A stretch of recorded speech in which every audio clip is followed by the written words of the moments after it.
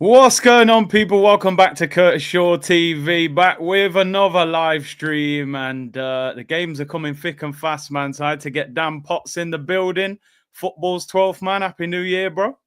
Happy New Year to you, man. I hope 2025 brings you a lot of joy and happiness. And to everyone in the chat, big up to you. Make sure you hit the like and subscribes, and big up for having me on, bro. No worries, man. And make sure you go and follow Dan's channel because he's nearly at 30K. Well, you're 29.5K now?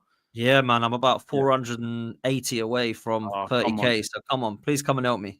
Get him there, people. Get him there. And big up to everyone locked in. Make sure you're here for the watch along tomorrow as well. Brighton. We'll get to the Brighton game. Actually, we'll go back a bit. I'm not sure if we actually done a show since Saka's injury. I'm not sure if we have. No. I think it was before Christmas, the last one we did, man. I think Christmas and New Year we've both been busy, so we put it off until afterwards. So yeah, I mean, I don't want to bring doom and gloom to the chat too much, but obviously it is probably the biggest news that has come out of Arsenal in the last few weeks. Saka's injury. I mean, how do you view the injury? Do you think Arsenal could have avoided it or done more to avoid it? And what do you want to see moving forward to sort of deal with him not being there? So I think the first question to answer is, could we have avoided it? And what's ironic is we actually rested him for one game and then we played him again and he got injured. So a lot of people will say, yeah, well, it's not really Arteta's fault because he did rest him the game before. And as much as I can hear and appreciate that, I don't look at that period of time. I look at what we've actually done with Bukayo Saka in the last few years, particularly in the reign of Mikel Arteta. There was a stat that Albert sent me, which was around about 88 to 98% of the time that Mikel Arteta has been here, he's been playing. And there's been no other player really that he's ever trusted or bought in to actually look to cover for him. Whether it was Pepe, Reece Nelson, whether it was Willian, whether it was using Trossard or Martinelli, whether it was anybody else that he's tried to put over there, for whatever reason, he's just refused to allow Bukayo Saka to have any form of rest. And even this season, he's brought in Raheem Sterling and he has been fit and on the bench and available, but he's chose not to go with him. Now, people will say, you can't be hypocritical, Dan, because you want him to take every game seriously, which means Saka has to play. And I hear that, and I understand that you have to play your best players. But there's a time and a place. And I feel personally, there's 3 or 4 games that just come to mind that I'm thinking, what is he still doing on the pitch, or why are you playing him? And when I saw him starting against Bolton in the Carabao Cup, I couldn't quite believe my eyes.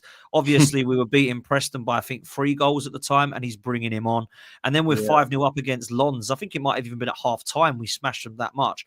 And he's still on the pitch.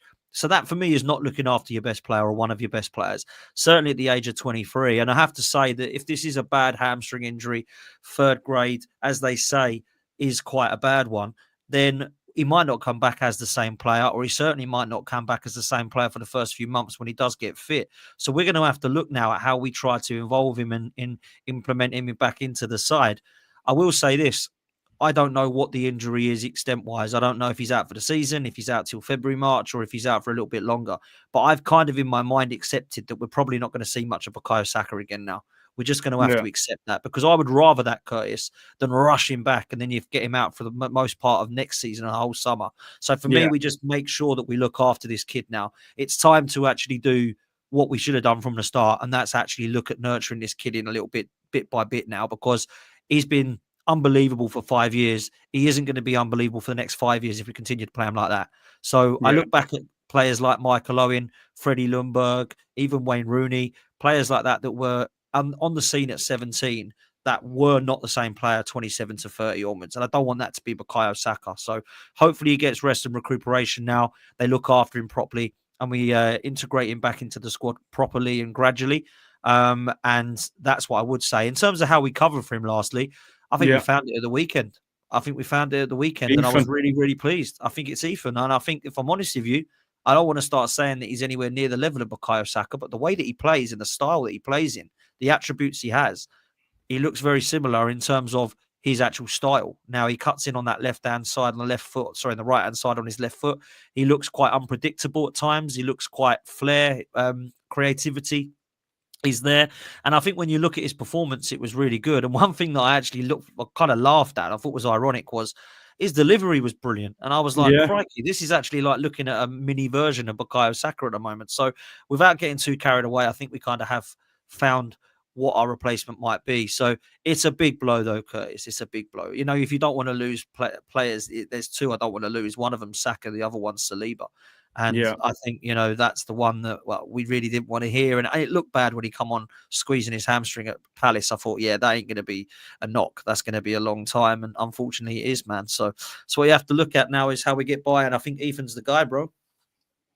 Yeah, I mean, I think, listen, you've always got to make the best of a bad situation. And I think Saka injury is terrible. But the one positive is if Nwaneri gets game time, we might unearth a gem, because it felt like in that central area when Odegaard was out, he just didn't trust him in there. Maybe he felt the pitch is too crowded in there and he's got too much going on around him, where maybe on that right-hand side, it's a little bit easier for him. And what I loved about the way he played was when he got the ball, he just seemed to have a plan. He dropped that step over on the fullback, went past him, got the cross in. And where you see Martinelli on the other side, I know he scored a good goal, but it was almost like, oh, what do I do with the ball? So I think the best thing that comes out of this situation is that Arteta's got to learn that he's managed him wrong and that he's probably relied on Saka too much, and he's treated him like a 27, 28-year-old, where he was like 19 when Arteta took over, and he needed breaks. Your body's still growing. You can't play like that when you're a teenager. So, yeah, it's a blow, but we've got to find a way. Do you think he's learned, though, quickly that perhaps when Odegaard was out, he should have trusted Ethan more? I think that's why he's brought him in now, to say, do you know what? I made a mistake before. I was trying to play Trossard and Marino there. I really should have trusted Ethan more. I was worried, made a mistake there. He is ready. Maybe he's proved me wrong, and I need to go and give him a chance now. I mean, we'll find out, won't we, at the weekend if he continues to play him there. I think what would be typical Mikel Arteta is that he'd probably play Jesus wide and bring Havertz back in, but we'll just see what happens here. But I think we'll find out very soon whether he has actually felt that he's made a mistake with Ethan and he starts to get more minutes, man. I think as well, what Arteta's got to learn is coming back from an injury, being available to play doesn't mean you're 100% fit, because I personally don't think Odegaard's 100% at the moment. And that's not excusing him, because I think he's put in some poor performances in the last few games. But you're actually trying to get fit while you're playing. Getting through training sessions is great, but that match fitness and sharpness is totally different. And, you know, I'm watching Odegaard in some games thinking, don't play him or take him off early. But then the problem is we don't have another creative attacking midfielder to go into that role. So it's interesting. You just hope that he learns from these things. I think it's an inexperienced manager with Saka. I think if he was being managed by a more experienced manager, you wouldn't have seen this situation. But yeah, he definitely needs to learn from it. But yeah, just briefly over the Brentford game, and then we'll look ahead and we'll talk transfers and stuff. How did you see the Brentford game? I mean, Brentford have got the second best home record in the Premier League after Liverpool, and I didn't think they looked that great, to be honest. They scored a good goal, which was poor from us. I felt actually more than them, and I thought first half we were flat, but second half we stepped up a little bit, took our chances, defended well. What did you make of the performance in the end? I thought it was a really good team performance in the second half, Curtis, I've got to say. I actually thought we dominated most of the game. Even in the first half, I thought we had all the ball. It was a bad first goal to give away, brother. It was. Odegaard's in midfield. We've got to do better. It's poor to give the ball away at any time, really. But when you're trying to make something happen in that position at the park, I think it's really risky. I have to say this, and people might not like this. I thought Calafiori was trash for that goal. I thought he was absolutely awful. I thought that was terrible defending for someone who we are supposed to have brought in as an attribute that we are told is one of his best at his game. He didn't look like that. And I've got to just be real and honest with you, bruv. I just don't think he looks particularly comfortable at left back. I think positioning is a bit questionable. His defence at times has looked good, maybe not that great at other times. I wonder if we try to force a centre-back at left-back is what I keep hearing in my head. I can't get it out of my head. I can't get it out of my head at the moment. And maybe that's a bad thing. And I think people are all like, la, la, la, no, Arteta believes he's the left-back. But actually, let's just be real. He might not be. He might actually be a centre-back that's trying to play at left-back. So I'll have a kind of few question marks over that. I do think Raya's got to do better at his near post as well. I know a lot of people said that he didn't really have much to do there, but I think he did. And he nearly let the ball go through his hands and luckily cleared it off the line. But I think we settled after that goal, funnily enough. And it's something that's actually impressed me. And we've had a positive for once, because every time we've gone down, we've struggled this season to turn it around. And we managed to quite comfortably in this game. And I just felt that Brentford were a little bit off of it. And we luckily capitalised upon that. I thought in the first half, there was a couple of performances that I weren't impressed with. Calafiori being one of them, Marino being another, Erdegaard being another. In the second half, I think they all come into the game a little bit more. Marino started to get into it a lot better. Erdegaard, when you look at his highlights, if you just looked at Erdegaard, you'd think, wow, he played well. But actually, he weren't great, in stuff that he was trying to have come off. But the positives of the game for me, I thought Saliba was a monster again. I've got to say, I think we've got an unbelievable player on our hands here, mate. I'm running out of superlatives for how good he is, man. He is just incredible. I think he's our best player. I really do. I just think he's just phenomenal. Ethan Nwaneri, I think, deserves a mention, because I actually thought he was superb slotting into that role, and everyone was all eyes on Saka not being there. Well, he was phenomenal. I think Jesus deserves credit. I think it's an underrated header, and he started to look a little bit more like his old self, and he was sharper. But the player that I thought shone was Thomas Partey, man. I thought he was absolutely outstanding in everything that he did, in terms of his transition, his passing, his duels won, his interceptions. The play from him reminded me of the sort of performances I saw in the 22-23 season, where they were talking about Rodri, Casemiro and Partey, who's best, because it was that close. Partey at the moment this season has been our best player. I think if you talk about consistency, he's been outstanding. And people talk about Partey going to right back. I hate it. I think you do as well. But actually, do you know what? I don't even think he's been that bad at right back, Curtis. I think we actually look at the performance for, oh God, he's gone to right back.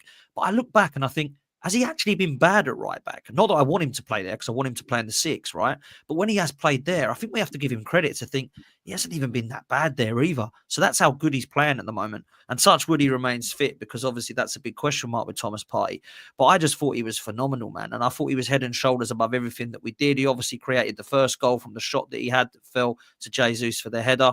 Everything that we did going forward, it was started by Thomas Partey, whether it be the simple passes needed, slowing the play down, great balance in midfield.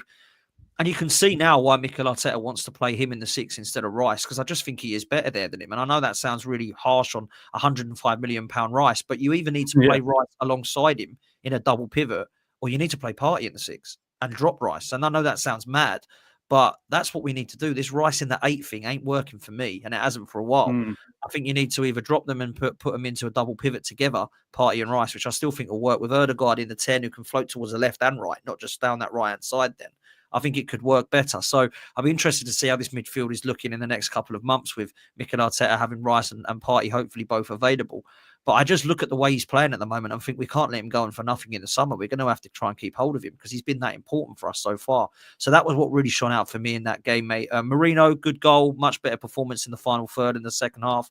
And it was a really good sort of team performance. Martinelli took his goal very well, and I actually thought played a lot better, and has done in the last few games.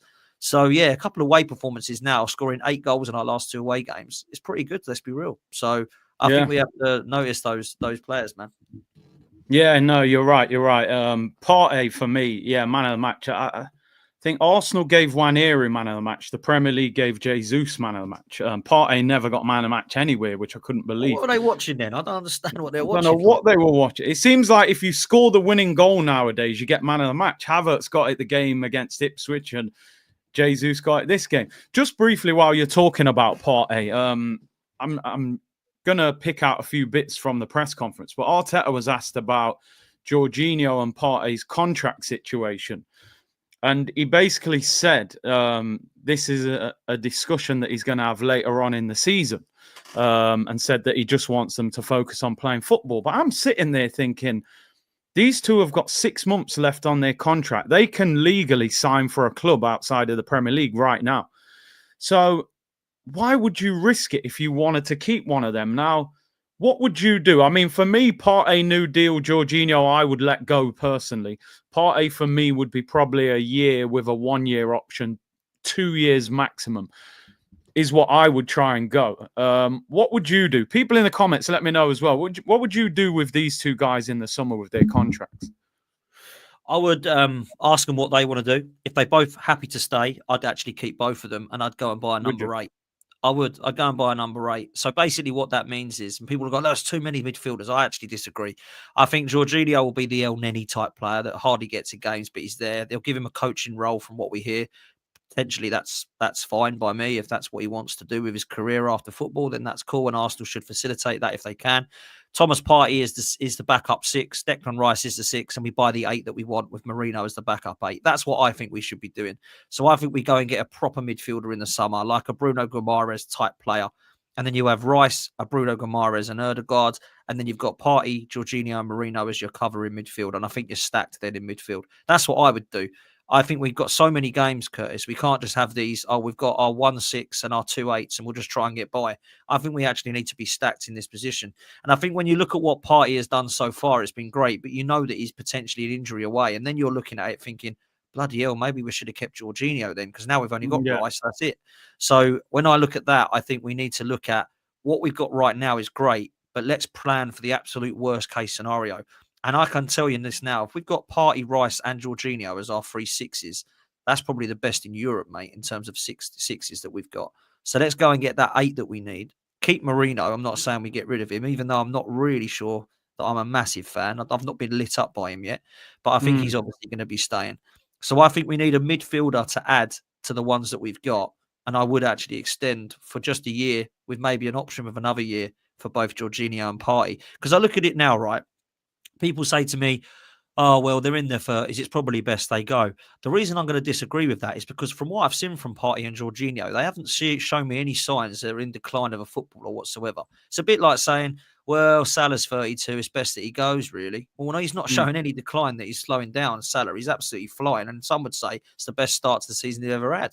So when I look at that situation, I think, I think we need to just give him another year deal. I don't think that's being accepting mediocrity, by the way. I think what that's doing is that's saying we want to get better than this. But right now, Partey and Jorginho need to become our backup, and we go and get somebody alongside Rice to strengthen our midfield so that if we get any injuries, we've got Partey or Jorginho, or we've got Marino to add to Rice and whoever we do get in. That's what I would do, mate. Yeah.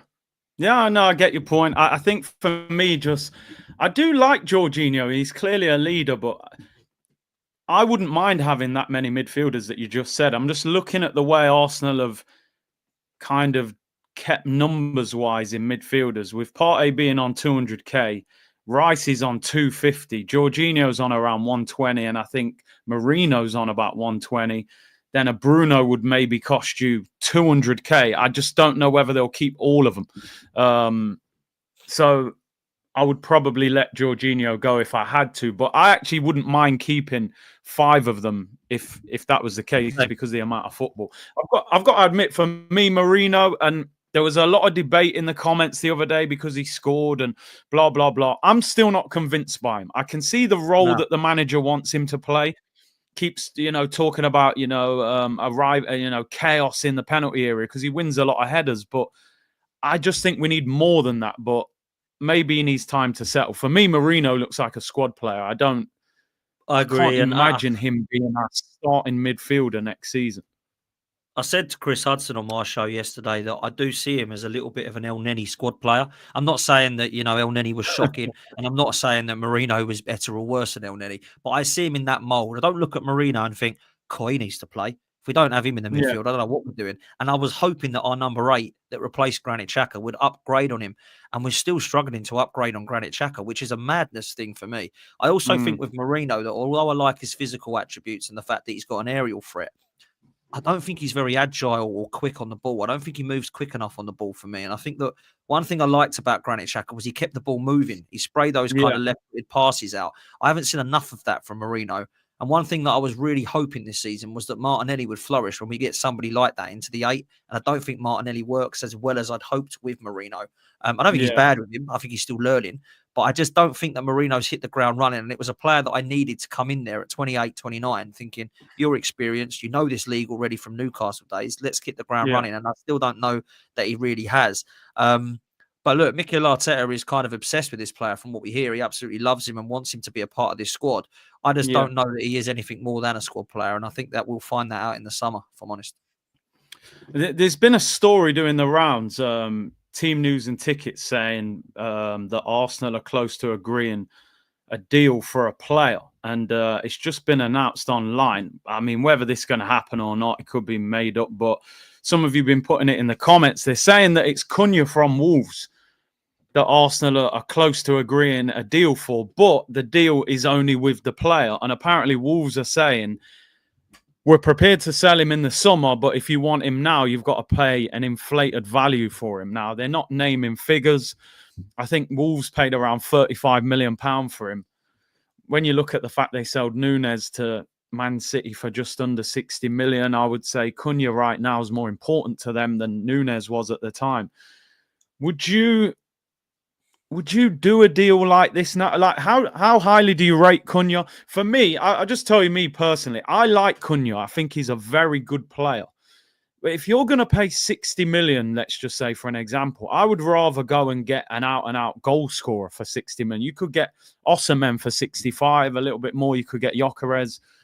What's your thoughts? If we got him, I'd probably be happy, but I think you can get somebody else at that price. What do you think? So I'm with you. If he's going to cost 65 to 80 million, then go and get Gyökeres and release his clause, or go and get Victor Osimhen and release his clause. Or to be fair, go and bring in 2 players for that. Even if he was to go and get Marmoush and Williams, or Marmoush and Lookman, or someone like that, because you could probably look at getting that money spent a hell of a lot more wiser. I actually really like Cunha. I do. I think Cunha is very, very exciting, and I think he's a Premier League proven talent that can score goals for Wolves. Is he as clinical as I like? No, he's not actually. He is quite wasteful. He does miss quite a lot of chances. And I think Wolves fans will tell you that. I don't think that the level towards Arsenal is like, wow, Arsenal are now ready. I think he'd improve on what we've got. I think he's that type of left-sided forward that can play up top as well.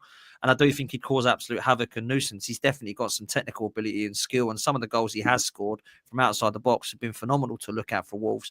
I think Wolves have got the absolute right decision here as well, by the way. They're like, look, we're trying to stay in this damn division. So if you want him, you can have him. But trust me, it ain't going to be pretty for you. You're going to have to pay close to 80 to 90 million or something mad like that. And then I think they do what they do in the summer. And then they say, right, we've stayed up, but we know you've got to go. You can have him for 65 million. So it might be that we do that. But for me, if we're going to be lumping a hell of a lot of money on this signing, I'd rather it be someone who's guaranteed us goals. And I think Marmoush, Gyökeres and Osimhen are all scoring for their clubs right now, and are at that next level up from Cunha, in my honest opinion. But I could be wrong. Cunha could be perfect for what we need, but it's just my opinion is I'd rather see that money spent elsewhere. But, I wouldn't be crying about us signing him, Curtis, if it was to happen. Yeah, listen, he's a very talented player, not an out-and-out striker, so you can play him just behind the striker. He can play wide. I've always liked him since Atletico, to be honest. And I think, like you said, Wolves... If Wolves sold Cunha in January, I think they could get relegated. So it's crazy for them to... They're not going to sell him to us at a decent price. They're going to ask for, over the top price. With Marmoush, I've heard a lot of people talk about him. I've seen highlights of him. I haven't really seen enough of him to say, is he the guy or not? I've seen his goals and he looks very technically gifted. So definitely somebody that should probably be on the radar. But it's going to be an interesting window. And like somebody just said about Partey, I think the reason I would definitely keep Partey is because imagine how much it would cost to replace him. Also, he's out of contract. You're going to get nothing for him. So it's going to be interesting. The rumour mill's going to be going crazy. I'm sure we'll be doing transfer videos the whole month. And yeah, absolutely. I mean, if we was to sell Partey and Jorginho, people have said let's get rid of both and try and upgrade. That means we've got to bring in a 6 and an 8, in my opinion. Yeah. And they're both going to cost a hell of a lot of money. So I don't think you can get rid of both. I think if you are going to get rid of or do anything like that, you can get rid of one, but you can't get rid of both, I don't think. And I think that if you were to get rid of both, I think we'd be really short. We'd have Rice and Marino and then potentially bring one in. That's not enough, unless we've got someone coming through that I don't know about. I just don't think we have got enough. I mean, there's reports that Miles Lewis-Skelly, and a lot of people are talking about Miles Lewis-Skelly being the kind of left back, but actually does play at left 8 and can play in midfield. There's also suggestions that Zinchenko could play there.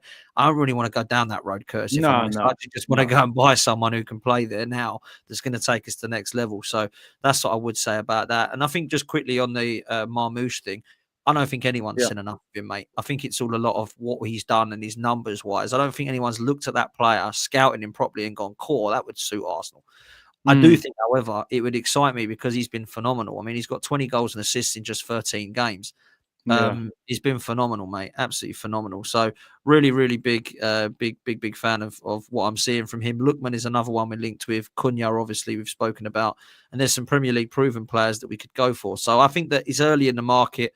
I don't think Arsenal are ever going to go and do something early. I No, think never. we're going to get these cup games probably over and done with before we even get a player in my opinion. So we'll have to see. But yeah, that's where I'm at, bro. Yeah, no, I agree. We do need to get busy. Per said, have we beaten a single informed team this season? It's a good question. I'm thinking Aston Villa. Yeah, that's the one I thought of. Yeah.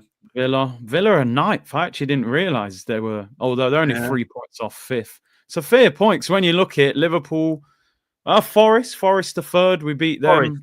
Forest is a good one. Yeah. Chelsea, we didn't. Newcastle, we didn't. City, we didn't. Bournemouth, we didn't. Fulham. I'm kind of scrolling down the league. I think Forest and Villa are the only teams in the top 10 that we've actually beaten. So that's quite interesting, really. Yeah. It's a good point. Snake Eye said 100% agree, Dan. And Guna Birdie said, big up C Unit, Business, Rude Boy, and Dan. 2 legends of the game. Keep up the hard work, lads. And like I said, make sure you go and follow Football's 12th man. He's nearly at 30k. So let's get him there. A few things that Arteta mentioned in the press conference, just briefly, was he said that Tomiyasu and Raheem Sterling were back in training, although not training with the group yet. I mean, you look at this week, for example, Timber's out suspended. And like you said earlier, Partey hasn't done badly at right back. It's just he's been so important in midfield, putting your best midfielder at right back. It's counterproductive for us, isn't it? You know, it's like Rodri going in at right back for Man City. I mean, Tomiyasu, surely he's a player we've got to get rid of in the summer because he's actually a good player. He's versatile. He's in his mid-20s, but you can't carry players who are this injury-prone, can you, over a long period of time? It's never been about the lack of quality of Tomiyasu. I actually think he's a fantastic one-on-one defender. I think he's got aerial ability, versatility, can play across the back line, but he's just not fit enough, bruv. He's just not fit enough. And I've kind of given up with him. I think he's played less games for Arsenal than Kieran Tierney has. And apparently Kieran Tierney's got to go. So he's always injured. So look, I've got to be realistic about this one. I think it's time for him to move and find a club that will actually be able to revive his career. Now, the problem you've got with that is how do you get rid of someone who can't play more than 6 minutes of the season? So there's not going to be anyone queuing up for this guy. And if there is, they're going to say, here's 2.5 million. Here's 5 million. And I think we bought him for we buy him for like 15 or 16 million or something. So it wasn't like we paid like 5-10 million for this kid. Look, he is still young as well. I don't think he's much older than 24, 25, is he? Something like that. I don't think he's much older than that. We bought him quite young. So I think he'll probably be sort of 25, 26 at tops. So I don't think that he's a player that's like coming to the end of his career. He still can go and try and save some of his career. But I don't actually, I'll be real with you, bro. I don't think I've ever understood what his injuries are. I think it's his calf, isn't it? Both of his calves, I think he's done. But and you don't hear like what he's done to them, though, do you? You just hear Tomiyasu's out. So I don't know if he's like a guy that needs surgery on both of them and could be out for the whole of the season. I don't know if it's a guy who just keeps getting twinges. I don't know if it's a guy who keeps getting strains. I don't know if it's someone who needs protocol or operation or something like that to allow him to actually try and stay fit. But when you're coming on against Southampton in your last 6 minutes and you're out again for months, there's a problem, bro. You know, there's a problem. So for me, I think it has to be decided that he's an injury-prone player. And unfortunately, he's going to have to be added to the list of injury-prone players that Arsenal have had, like the Abu Diabis of this world and Thomas Vermaelens of this world. And even Thomas Rosicky at one stage had about 18 months out, if you remember. So I think we've had quite a lot of this with certain problems. And Tomiyasu, the last time that Arteta spoke about it was he said, he's going to be out for pre-season. It's going to be a couple of weeks away. We didn't see him right the way through until about October. When we did see him, it was 6 minutes. And again, it was, he's going to have a few weeks away. Then I listened to the press conference today and it says, I think he might be on grass doing some stuff, but he's a few weeks away. I think this guy's been a few weeks away for 6 months, you know, it's worrying. So I think it's time to cut our losses on this one, if I'm honest. Yeah, totally agree. It's a shame. I did read something, an article that a guy who covers Italian football, and he said the problem with a lot of these clubs now, following this sort of Pep Guardiola route, is you're putting centre backs at fullback and Yeah. asking them to run up and down the pitch. Because Tomiyasu is kind of a natural centre back. He plays at centre back for his country a lot of the time. You bring them to the Premier League and you're doubling the amount of running, because centre backs don't run that much, do they? These fullbacks, they're up and down the pitch, they're inverting. And this is my problem at times with Arteta following this Pep Guardiola route of, let me buy a left-footed centre-back and play him at left-back. Why don't you buy a natural left-back? Go and get Nuno Mendes, or go and get somebody that can bomb up and down the touchline and deal with that running. Ben White used to come off on a regular basis for Arsenal. Tomiyasu's legs are mashed up. All of our left-backs pretty much get injured. Buy natural fullbacks that are used to getting up and down the pitch, So, but This maybe is the that's problem too we got, simplistic. though. I think there is definitely a question mark over that. And I still feel after 5 years and 12 left backs and 12 centre backs, I still don't know that we're complete in that department. And I look at No. Kivior rumours and Tierney leaving and Zinchenko's future up for grabs. You've got really Timber, Calafiori, Gabriel, and Saliba. The rest of them, there's question marks over. Maybe other than Ben White, and he's injured at the moment. So I think we might be looking at defenders again in the summer, bruv. Yeah. Another left back and a goalkeeper's on the way, man. I'm telling you.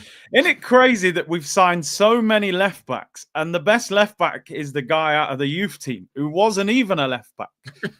Because, well, do you know what? Just briefly, and we're going to move on and look ahead to the Brighton game, but we've spoken about that transfer window so many times, and it's a touchy subject for a lot of people. But again, Raheem Sterling's hardly kicked a ball for us, and he's injured. He's nearly back. You've got Calafiori, who's been injured twice, who looks like a centre-back trying to figure out how to invert at left-back in the Premier League, which is difficult. I actually feel sorry for him a little bit in doing that in a new league and a new country. And then you've got Marino, who is 28, has played in this league before, so you kind of expected him to hit the ground running because he knows the division, he knows the league. And you're kind of looking, going, you don't look as good as the guy we sold 2 years ago in Granit Xhaka, which is crazy. And yeah, listen, he might need time. He might need a full season. But have any of those three players really improved our starting 11? Like, they might have helped the squad depth, but are we better with those guys? If I was picking Arsenal's best 11 now, in my mind, I don't think any of those three would be in the team, in my opinion. Well, I'll tell you, this is the worst transfer window in the history of the football club since I've been supporting Arsenal. I just got to be real. It's absolutely embarrassingly bad. I think, if I'm honest with you, I would actually say it's worse than the Petr Cech one. I think so as well. Because Petr Cech come in and was a definite number one. Although people will laugh at the signing, actually he was phenomenal for Arsenal in the first season, and probably for 18 months he was. I mean, it's so bad that is just not going to be memorable. It's basically like me promising you a date with Margot Robbie, and when you get there, Gemma Collins is sat there. Do you know what I mean? That's what it's like, mate. Yeah, that is actually what it's like. The most deflating, disappointing ending to a transfer window I can remember. And I think the build up to it, was so bad, bruv. It was like, oh, Reece Nelson's going, as well as what? Vieira and Smith Rowe. I'm rubbing my hands together thinking this is going to be a serious ending here. We're clearing out the deck so we can get this back. This is going to be unbelievable. And now I look at it and I'm like, Raheem Sterling. That was it. That was the big Susan Boyle. Yeah, that was the big one. Look, I've got to be real. The Neto signing, I don't really care for it, if I'm honest. I mean, he was cup tied, which is laughable, if I'm honest. But when you look at it, it's just a backup in it. So if anything happens to Raya, obviously the Calafiori deal, I actually still remain that is a fairly good signing for the pure fact that everybody wanted him because he'd come on the scene, he'd burst on the scene at 21 years old. Everyone said this guy's going to be elite, and then it gets to the right level. He's got unbelievable potential. Liverpool wanted him, City wanted him, United wanted him, loads of players. Well, I thought, brilliant, that's a good signing. But that was the actual signing that people should have been excited about. That was the one that we were all supposed to go, wow. But nobody wanted a left back or a left-sided centre-back because we already got 21 of them at the club. Yeah. So you got Marino. I didn't really care so much for that signing. I just saw, if I'm honest with you, I saw that. I keep mentioning it, but I did actually see, and I said to my dad when we signed him, I said, There we go. El Neni out, Marino in. What else are we doing? That was what I saw it as. I didn't go, oh, Marino, he's that Granit Xhaka guy we've needed forever. That's going to take us across the line. I never did that because I didn't see him in my first 11. And then Raheem Sterling, that was when I lost my head, if I'm honest. And I think it's because I built myself up to think, surely they're not going to get rid of 4 and bring 1 in. Eddie's gone, Reece has gone, Smith Rowe's gone, Vieira's gone. This is going to be an unbelievable signing. And I looked at it and I thought, that has got to be a really horrendously bad joke, that. We must be getting someone as well as Sterling. And I don't think Mikel Arteta and their board actually wanted him. I think it was like, we've got to bring in someone. He's become available in the last 24 hours. Let's just take him because Raheem's better than no one. And that is not what I want to hear from our owners and board, man. And we're looking at that now. And look, we bought 4 players in and half of them haven't kicked a ball yet. Neto and Sterling have hardly done anything. And Marino and Calafiori, if I'm honest, the reason they haven't done anything is because one of them fractured their bloody shoulder before he kicked a ball.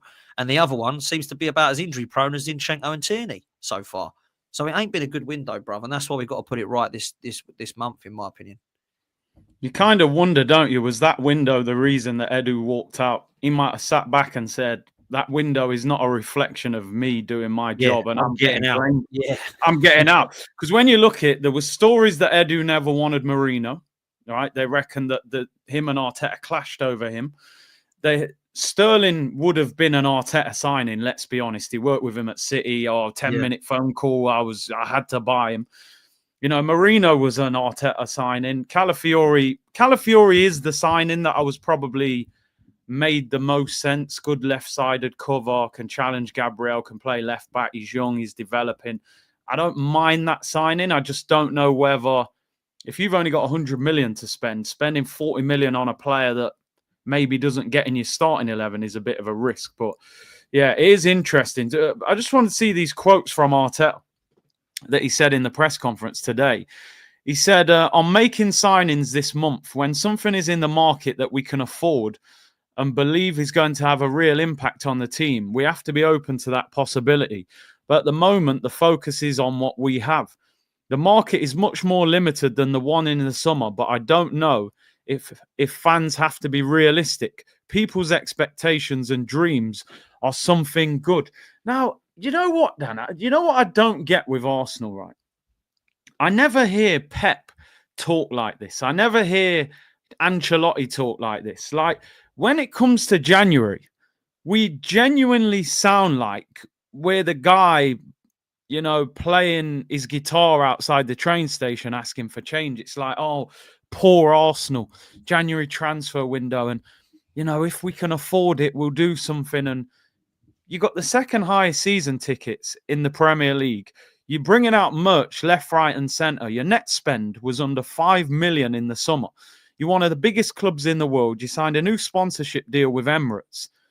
And you're sponsored by Adidas as well and making millions of pounds. And you've sponsored the training ground last year as well. Where is the money? Like, where is the money? Why are we talking like we're some mid-table team that can't afford players? Bruv, we're walking on the pitch now with baseball coats on, right? Because they're 160 quid a pop. Judges went to the hospitality the other day. Some bloke got 3 hot dogs. It was 50 quid, right, for 3 hot dogs in the stadium. So don't tell me that we don't have money, because we do have. We've got a lot of money. It is the lack of ambition from our ownership, and it always has been. And I'll say this, and I don't know this is to be true. This is just a scenario that I'll put out there. The 2 most powerful people at the club, in my opinion, right now, are the bloke on our screen that we're looking at and Josh Kroenke. Yeah. And I honestly do believe that Josh Kroenke is going to do anything that he can to keep Mikel Arteta in power at this club. I honestly believe that's the case, right? Now, I don't know this to be true, but if I was to say to you, Curtis, do you want to be part of this new project I've got? This is your role. And you go, cool, that sounds bloody good. Yeah, all right. You come into the meeting with me and you say, look, Dan, I've done X, Y, Z. And I go, oh, don't worry. He's already done all that. And you go, hey, what do you mean? Who has? Oh, the manager. He's done it all. Well, why? What am I here for then? Well, no, it doesn't matter. He's done it all. So just crack on. All right, that's a bit weird. Next week you come in, I've managed to. No, don't worry about that. He's sorting all that. Well, what the hell am I here for then? And I think Vinay and Edu have gone, I don't really think I've got a role here. Yeah. So Vinay's gone, I'm off, because obviously Arteta's got more power than me now. I'm going to go and do one.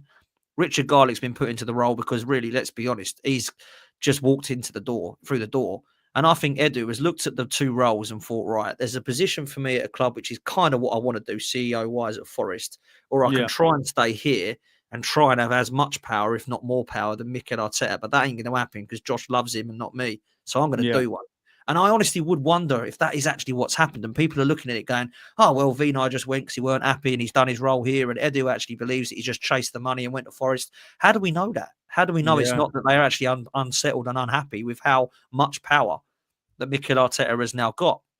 I look at this statement here, and that is basically saying, I know we kind of want to do something. We're not sure if we can. We kind of want to, though. And, hopefully there'll be some money soon. And, if someone chucks us a couple of quid, maybe we'll try and get another loan player. But we'll see what happens. So it's very hard.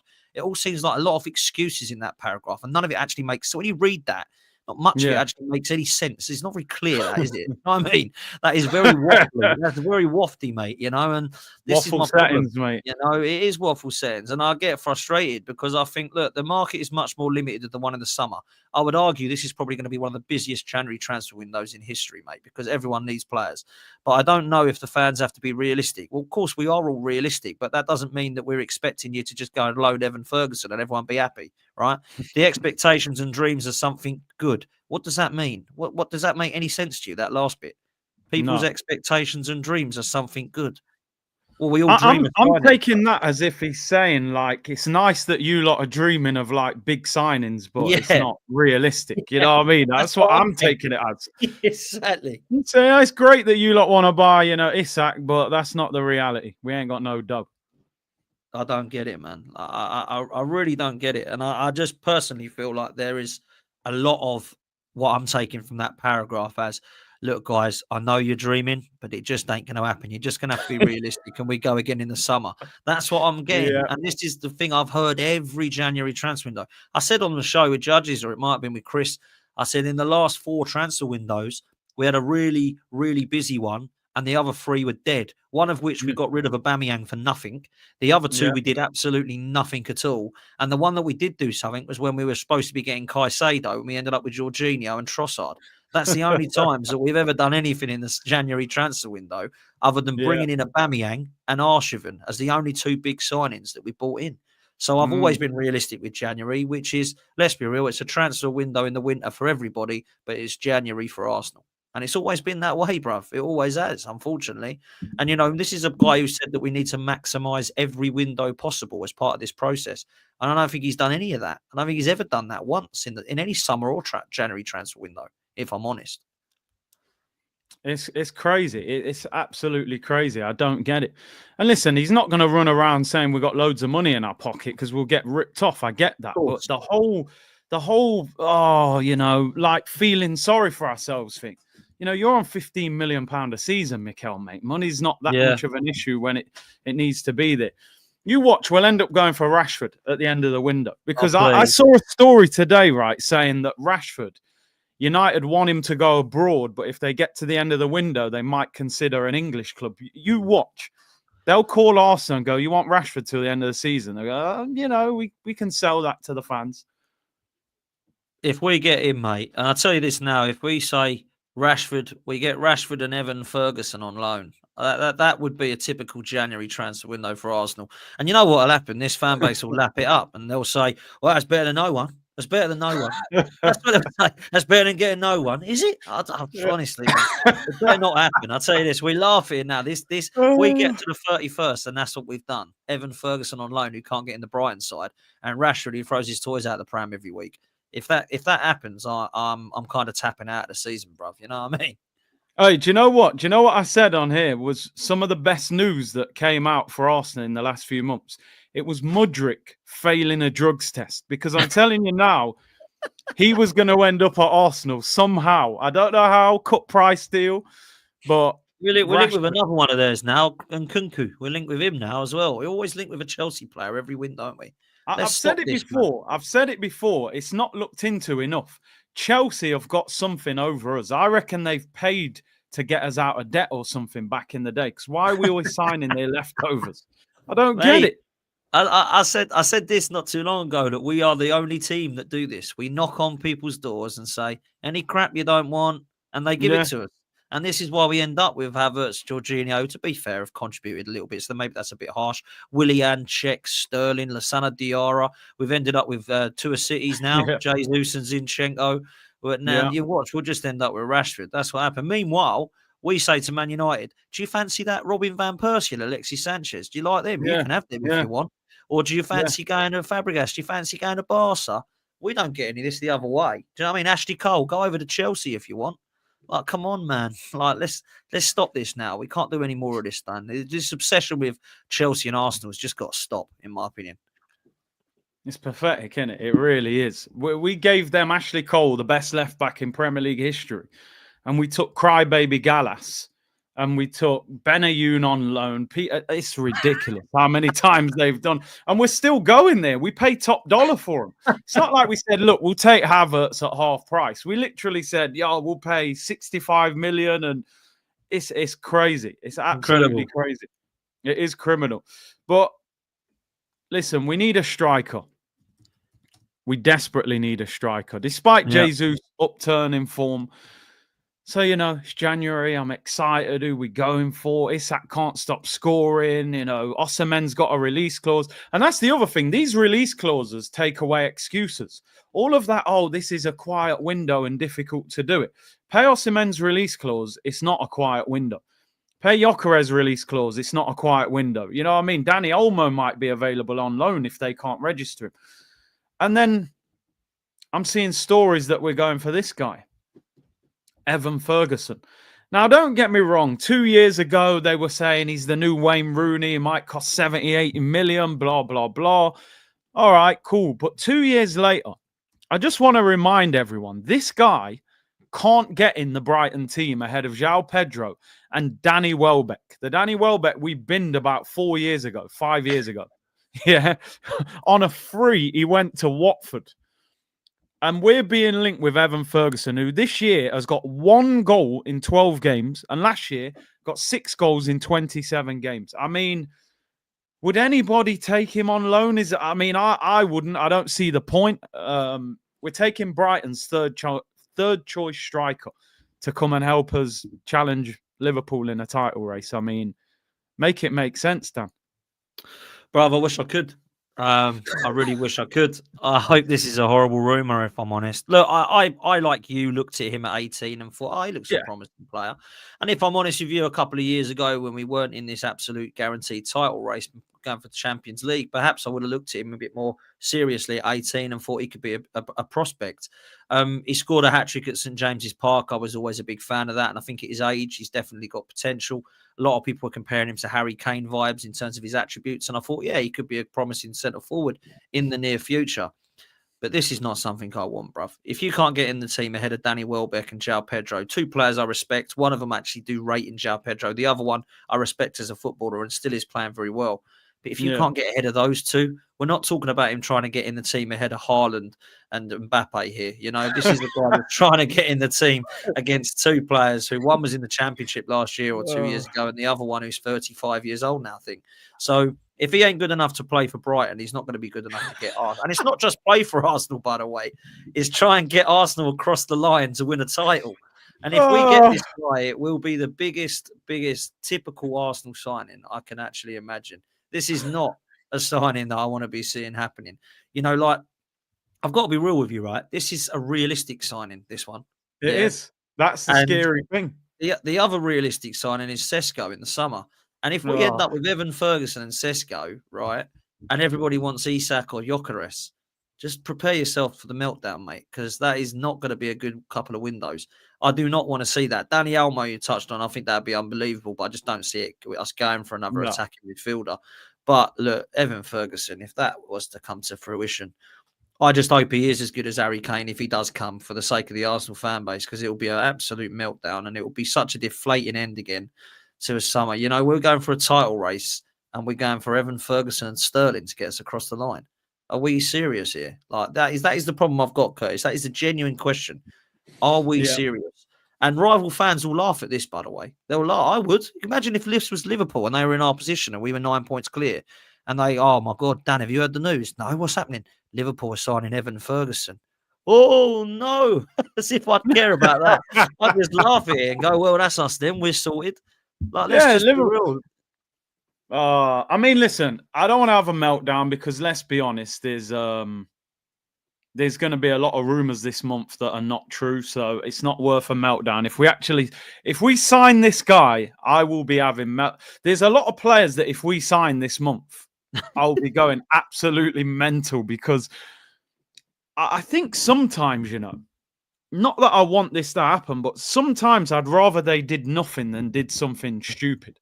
Do you know what I mean? I think sometimes you just got to come back from the store and say, yo, there was nothing there for me, man. We couldn't do it. Rather than doing stupid things like this. And we've been doing this for years, Dennis Suarez.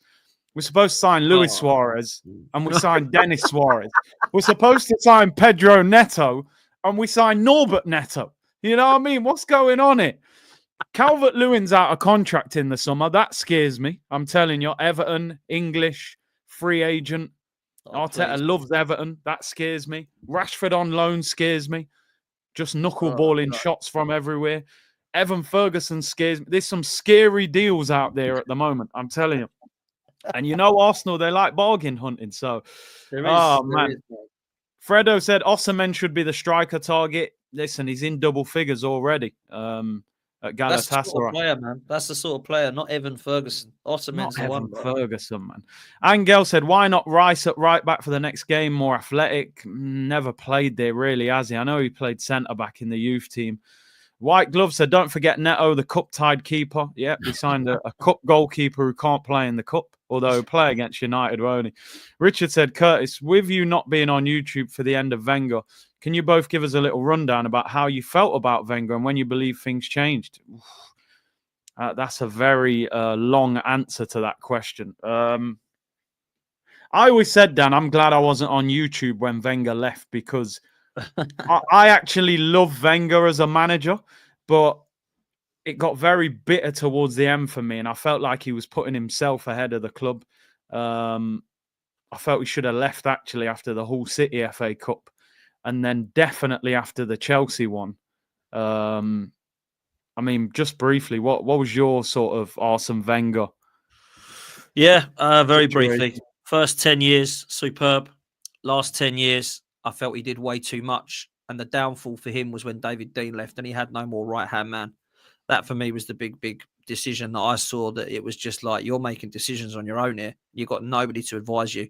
And 2007 was the decline, really, in my opinion. We moved to a stadium where he believed that we had to win with kids.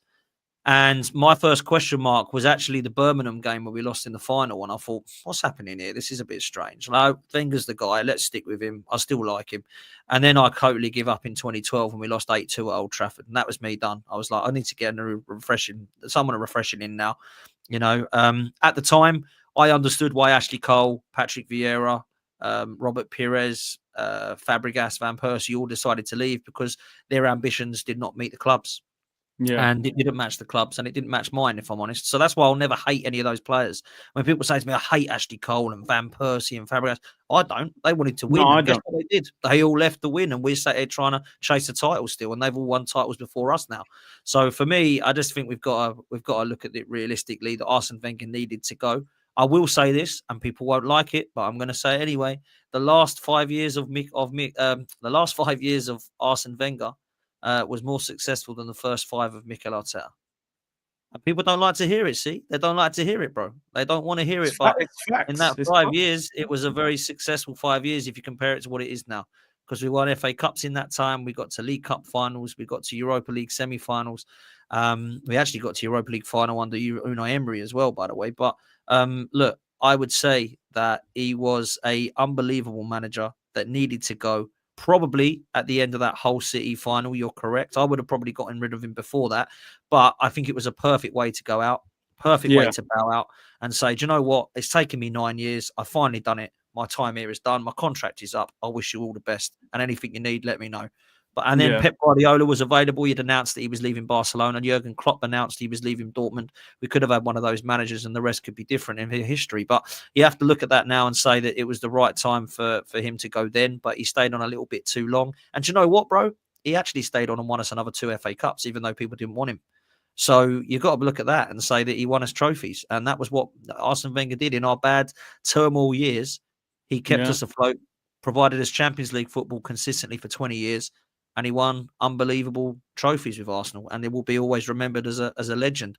Mikel Arteta, I mean, let's be real. The first 5 years have not been outstanding. We've got back to challenging now. But if you look at what we've won, they ain't going to be remembered in 50 years, are they? We're going to be remembered. Oh, who was the manager? That bloke who won an FA Cup and then spent all the money and we didn't win anything else. Oh, him, yeah. That's all that's going to be remembered so far. So we need to go and win something, man. Big time. He's got to deliver. I mean, one thing I'll say about Wenger in his latter years is, at least you brought Alexis Sanchez. At least you brought Aubameyang. At least you still was trying to get the best that was potentially available to you. I mean, this guy was in Mbappe's house trying to sign him. We know he missed out on a lot of big transfers, but at least he tried to get big players in. I want to see Arteta, go for these bigger players at times. Why always me said we have Khalifa Fiore and 5 other left backs, don't worry. Scouse Mike said I'd rather have Duncan Ferguson. At least he'd elbow somebody. Oz said, big up Curtis to the community. Happy New Year. Just passed an exam. I'm delighted. It should mean it takes my boss off my back for a while. Big up to you, Oz, man. Well done, bro.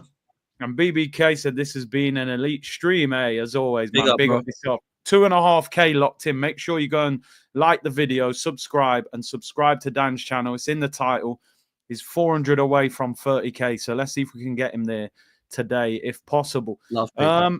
Just briefly, before we just look ahead to the Brighton game and maybe a couple of games ahead.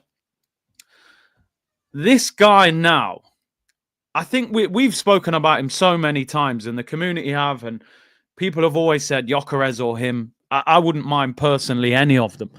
But I feel like this guy's game has gone up to another level. And I know a lot of people look at it and go, oh, they've got Saudi owners. And even I've said it, 3 years left on his contract. Why would you get him out of there? But let's be honest. Newcastle are not in Europe. They haven't won a trophy for decades. They might not get in the Champions League again. If you're a serious club, Arsenal, Man City have got Haaland. We're meant to be going and getting this guy out of Newcastle. I'm almost certain that if Arsenal turned up and dropped 100 million on Newcastle and doubled his wages, he'd push for that move. He even wears the number 14 shirt. The guy is made for Arsenal. I actually think he's probably, along with Haaland, he's the best striker in the league. And that's what we should be looking to do. It's probably unlikely you get him in January, but I mean, Kembo says there we've missed the boat. Are we now, because of how the Kroenkes operate, are we in a situation where we won't get him because of how much he costs? Or do you think it's still doable in the summer if we're ambitious enough? I don't think we missed the boat. I think it's doable in the summer. I do think he's genuinely happy at Newcastle. I don't think that means he won't leave. But I think what it means is he's actually quite content. It's not like, get me out of here, I've had enough.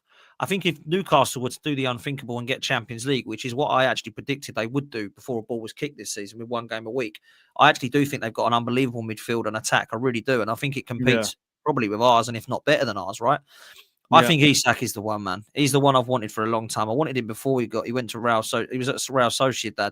The only good thing is that we have got links with the Sociedad sporting director, and we have got Erdegaard at the club who he loves, and I know for a fact really does love. I will say this, bruv. I think we have to. I think we absolutely have to break the bank for this guy in the summer. If he's not going to go in January, that's fine. But you know what I would do in January? I'd just dump 100 million on Newcastle's desk. There you go. Yeah, he's not going. All right, cool. But you know what that does? It unsettles him. Not being nasty. Why be such this classy, nice club all the time? Go and unsettle I don't care for Newcastle. I've got a lot of respect for them, and I've got a little bit of a soft spot for Newcastle, to be fair. I think their fans have been through absolute turmoil. They're the most passionate fan base. I love the city. I think it's a great away ground, and I hope they do well. But they've got a player I want, and Isak's a player I want. And if I'm honest with you, bro, they've got more than one player that I want. Because I would say the whole of their left-hand side gets in in Arsenal's first team. Because I think Anthony Gordon gets in. I think Bruno Guimaraes gets in. Dare I say it, Lewis Hall at the moment probably gets in, and Isak gets in. So they've got a whole of that left-hand side that I think Newcastle have got, that Arsenal could probably waltz into their first team.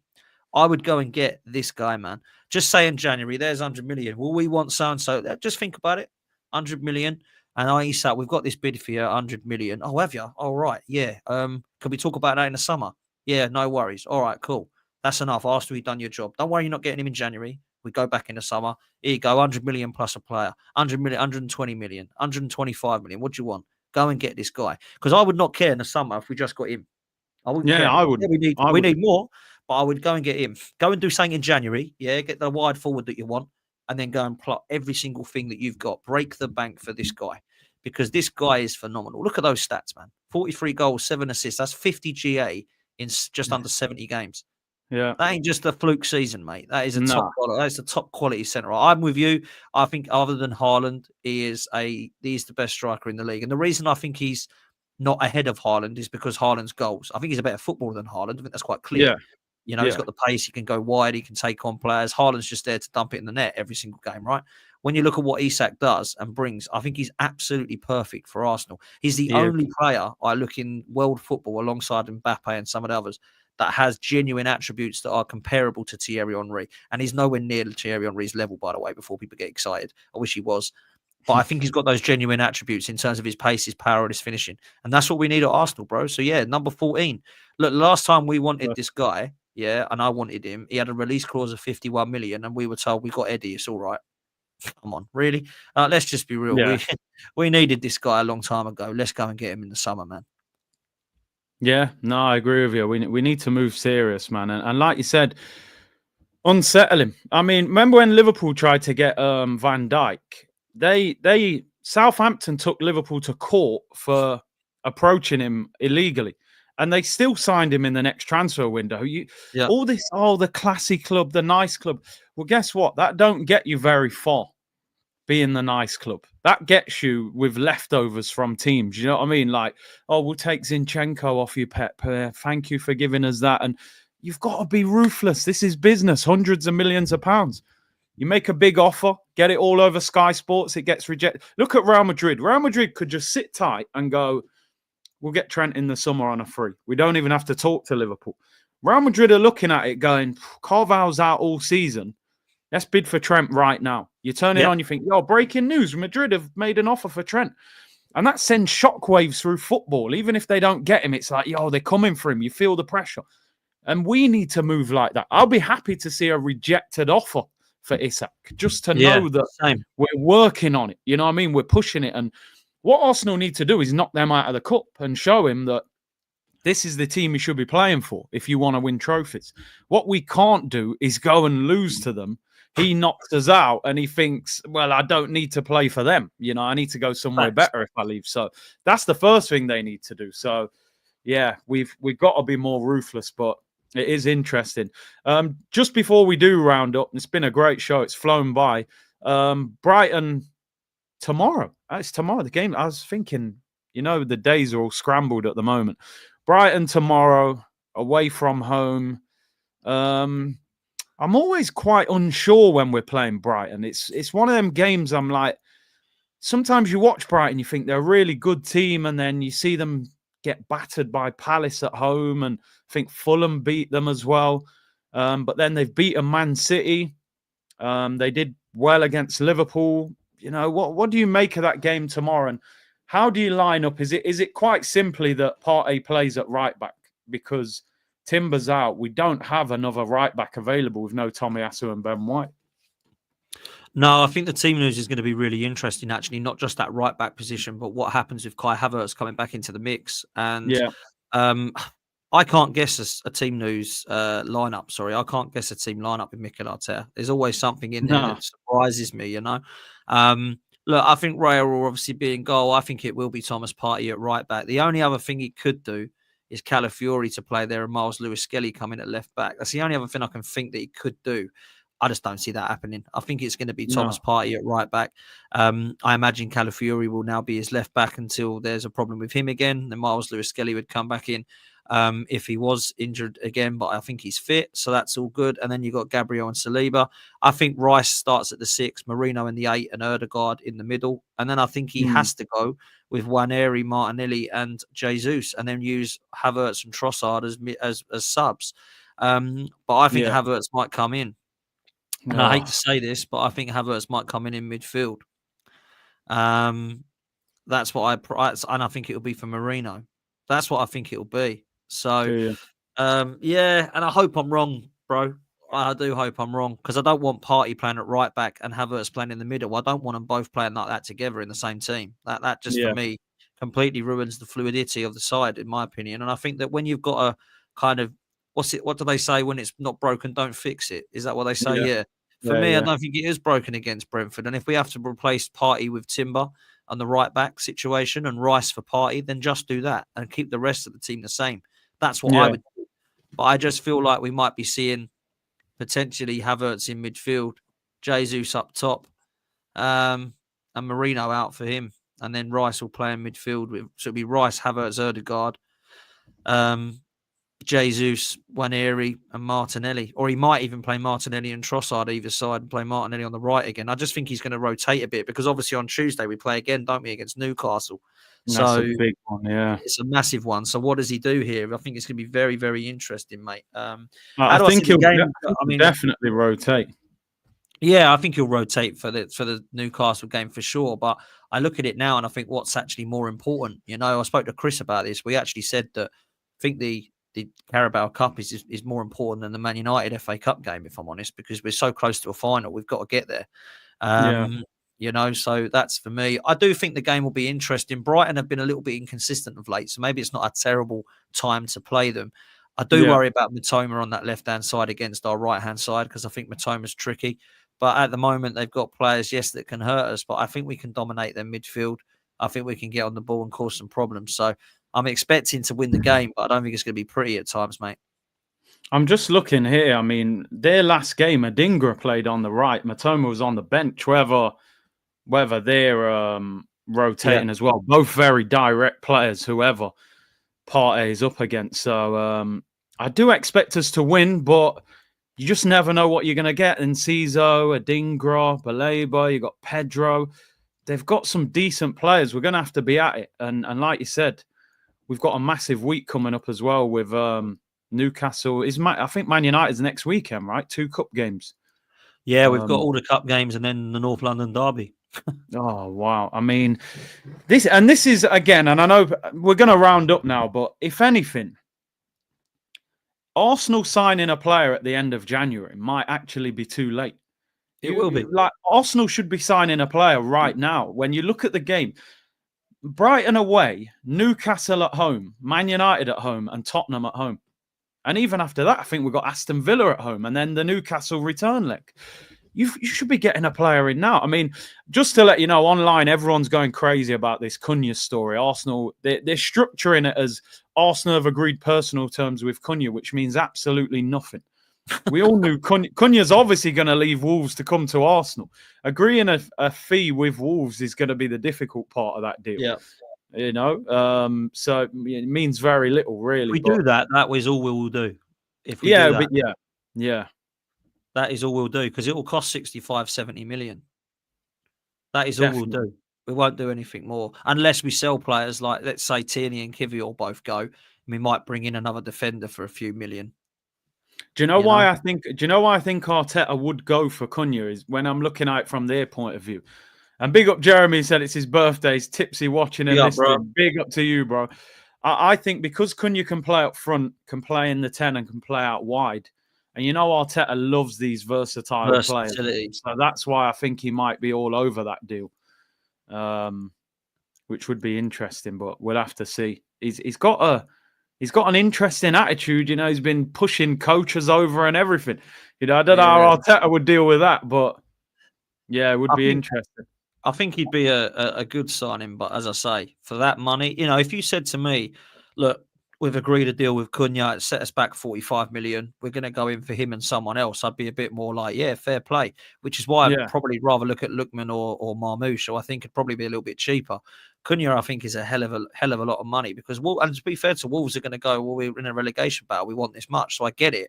That's why I think we might be better looking elsewhere for the money. But look, it ain't my money. If we've got money enough to go for it, and another striker or add another forward, then we do it. But I think that will be the only thing business that we do, if I'm honest, if it happens. I think with Cunha, we all feel we can get somebody better for how much he'll cost. But at the same time, if he comes in, the argument could be he's better than anything in our attack outside of Saka this season when you look at he's got 10 goals, 4 assists in a Wolves team that are 4th from bottom. You could argue he's better than Havertz, Jesus, all of them at the moment. So it'll be interesting. But give me a prediction for Brighton. What's your score prediction? I'll go 2-1 Arsenal. I do think we'll concede. I think they've got some threats, but I think we'll have enough, and I'll go 2-1. I think Jesus and Martinelli and Waneri and these guys are actually coming to form at the right time now. So, yeah, I think that's what's needed. Ødegaard needs a good game. I will say that because he's starting to be a bit inconsistent of late. And like you say, maybe it's because he's not 100% fit still. But I'll go 2-1 to the Arsenal, mate. Yeah. Yeah, I'd probably go similar, actually. It's that score prediction when you think we'll win, but you're a little bit nervous about it. One thing I want to see, play from Waneri. You might have found your solution on the right-hand side. Martinelli hasn't done well there. Trossard doesn't play there. Don't get all nervous because he's 17. And like you said, throw Jesus on the right to force Havertz up front. Leave Waneri in the team. Leave Jesus up front. He's in form at the moment. And Havertz, maybe just leave him on the bench, rotate. Yeah. We got a lot of games. Use him as an impact, man. Use him as an impact player. You can come on for 20, 25 minutes, different dimension, change the game, cause havoc, cause a nuisance. I think we should be looking to do that more. And one thing as well, we win this game, we go 3 points behind Liverpool. I know they've got games in hand, but actually that just unsettles them a bit. You know, just 3 a points. little bit. Yeah, points on the board with 3 points behind them. And I know that that's a very positive way of looking at it, but they might look at that and think, crikey, yeah, we need to win our games here because they're 3 points behind us, which is nothing. We lose our 2 games. That's nothing. So that's what we need to make sure we do, man. No more slip-ups. No more, man. Listen, big up to everyone locked in. Richard said, don't forget as well, Wenger didn't have 800 million in his final 5 years. Exactly. Right. And Mr. Cool Bus Driver, yeah, but whoever we buy will suffer with this system. Cunha plays with freedom in a Wolves team. This manager stunts players' natural expression. I mean, that's something that needs to be changed for sure. Listen, big up to everyone locked in, 2.5K. Do me a favor, hit the like button on the way out and subscribe. Subscribe to Dan's channel, Football's 12th Man. It's pinned in the comments. You got any shows coming up today? Yeah, I'm going to be on at 4 p.m. actually with Lee Judges. Yeah. So me and him will be on, man. So come follow us at 4 p.m. We'll be there, mate. So yeah, me and Judges got a show talking all things transfers, man. So yeah, big up to you, man. Thanks for having me on, bruv. No worries, man. Go and check out that show at 4. I'll be back 4:30 tomorrow for the 5:30 p.m. kickoff, and hopefully we go 3-point collecting, man. Big up to everyone locked in. Big up to Dan, and I'll see you all tomorrow, people. Bless.